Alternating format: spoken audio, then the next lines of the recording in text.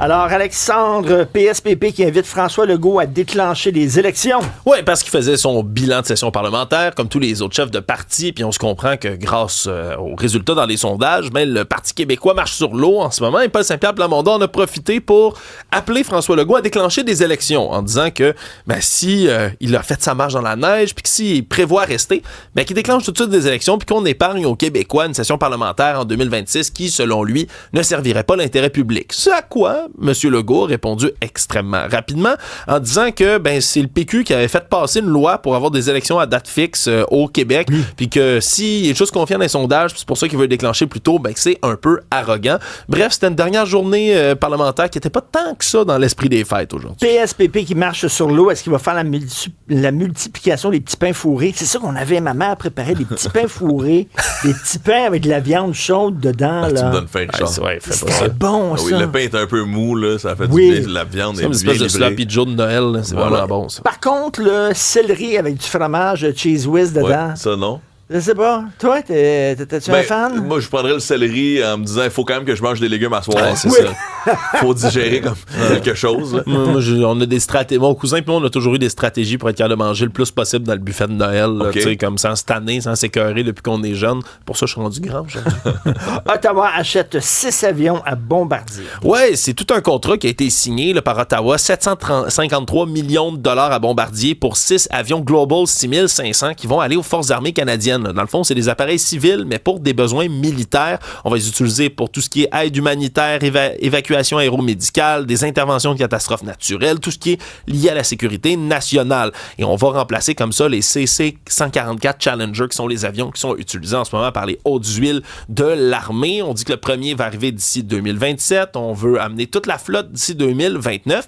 Mais la bonne nouvelle, c'est que la moitié au moins des investissements là-dedans vont tous retomber au Québec. La moitié des 900 emplois mobilisés au pays, ça va tout au Québec. Il y a 27 PME québécoises qui vont travailler là-dessus. L'assemblage va se faire à Montréal, donc c'est une bonne nouvelle. Ça faisait un bout qu'on parlait là, de vouloir investir ici dans tout ce qui est investissement militaire, défense et autres. Et là, on voit pour une première fois des retombées au Québec.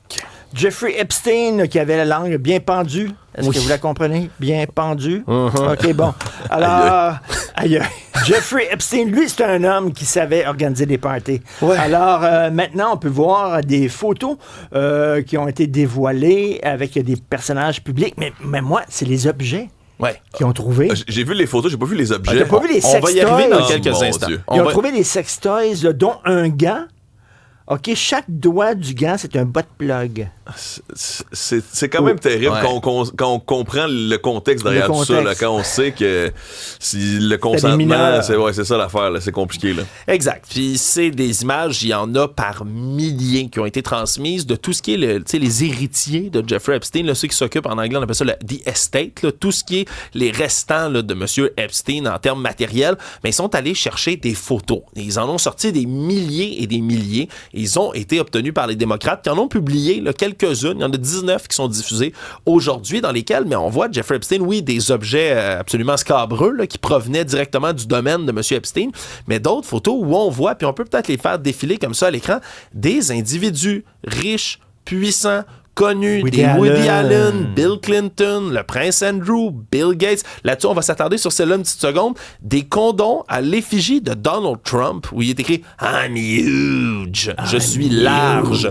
Dessus, des condoms écrits 4,50 $. Puis ça, on se comprend, ça a été pris chez M. Epstein. Il y a les condoms Donald Trump. Là. Ça n'a pas de bon sens. On peut continuer là-dedans. Là, on voit des images. On est à bord de l'avion. C'est tout le temps des gens. Là, c'est Steve Bannon qui se trouvait à cet endroit-là. Il y a des gens riches et puissants. On le savait. Richard Branson, c'était Richard Branson de Virgin. Exactement, Richard Branson. On s'en va ensuite, celle-là. Donald Trump entouré de plusieurs femmes. Elles sont 6 dans l'image. Il les tient par la taille. Et ce sont toutes des femmes qui ont été trafiquées sexuellement par Jeffrey Epstein. On parle de victimes directes de Jeffrey Epstein et de sa compagne Ghislaine Maxwell. Il y en a comme ça des images, mais c'est qu'il y en a plusieurs. qui impliquent directement Donald Trump, comme celle-ci qu'on voit, où il se trouve juste à côté de son bon ami Jeffrey Epstein. On n'a toujours pas eu de réponse là, particulièrement officielle de la Maison-Blanche aujourd'hui, ni de Donald Trump lui-même, mais on peut comprendre que ça vient s'ajouter là, dans la tourmente de cette affaire qu'il suit de très, très Bill Gates, tu te demandes qu'est-ce que Bill Gates faisait là.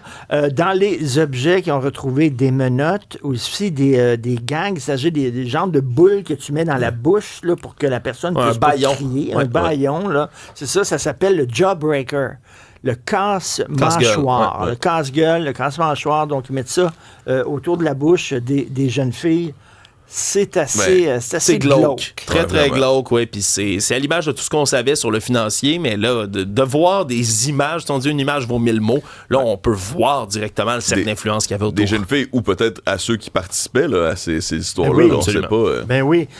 Hier, j'ai regardé un match de hockey sur écran géant dans un bar avec Maximile et Alexandre. Oui, notez ça. Oui. Écoute, là... Notez ça dans votre agenda. Et je criais quand le Canadien scorait. Richard Martineau a écouté une partie de hockey du Canadien de Montréal. Hier, il n'est pas n'importe quelle partie de hockey. C'est une victoire du Canadien de Montréal contre les Pingouins 4-2, mais surtout, c'était la première partie de Jacob Fowler. Rappelons que Carey Price, Ken Dryden... Ainsi... t'es bon. Carey Price, Ken Dryden, Patrick Roy. Patrick Roy aussi ont tous fait leur premier match. Leur premier match, ils ont gagné contre les Penguins de Pittsburgh à Pittsburgh. C'est ça qui est fou. Là. Donc, il devient le quatrième dans cette espèce de trio légendaire. Là. Il est en très bonne compagnie de gardiens du Canadien, donc enregistré cette première victoire-là. Bon, est-ce que c'est lui qui va continuer à être devant les buts? Est-ce qu'on va le ramener à Laval? Il y a plein de questionnements, mais hier... Go Gallagher! Exact. Richard s'est claqué un beau Gallagher dans le bar, puis ça m'a fait chaud au cœur. Pour une fois qu'il l'appelle pas Galloper, c'est quand même pas vrai. Exactement. Fred. Oui, ben on parlait de grincheux de Noël. On a une collègue, là, F-Marie Lortie, à Salut Bonjour, qui, elle, partage sa vie avec un grincheux de Noël. Donc, toi, t'en parlais tantôt, Richard. Elle dit, quand j'installe les lumières de Noël, début décembre, mon amoureux prend une grande inspiration. Je sais qu'il étouffe bien les émotions pour traverser cette période de l'année à mes côtés parce que moi, j'ai les yeux qui brillent dans le temps des fêtes. Et, ben, lui, n'aime pas trop ça. Et là, c'est sûr qu'il peut avoir des raisons à ça. Lui, il dit qu'il vient d'une famille de 7 avec des modestes moyens. Les présents étaient peu nombreux sous le sapin.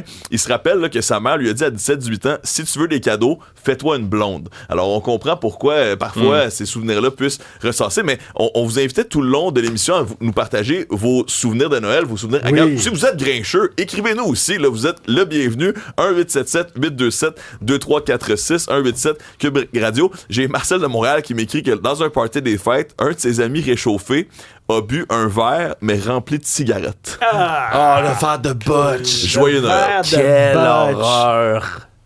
Merci beaucoup.